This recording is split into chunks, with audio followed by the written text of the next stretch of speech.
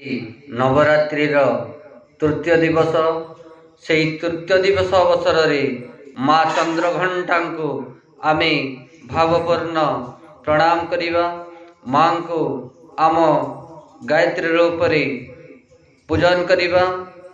सही माँ को मोर भावभरा प्रणाम एवं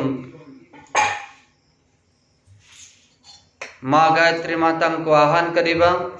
ओम आयात वरते देवी प्रत्यक्षे ब्रह्मवादिनी गायत्री छंदसः मात ब्रह्मजोनि नमस्तुते ब्रह्मजोनि नमस्तुते।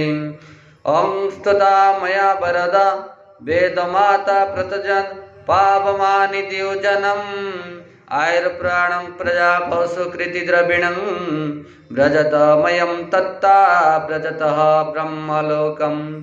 जा देवी सर्वभूतेषु चंद्रघंटारूपेण संस्थिता नमस्तस्ते नमस्तस्ते नमस्तस्ते नमो नमः।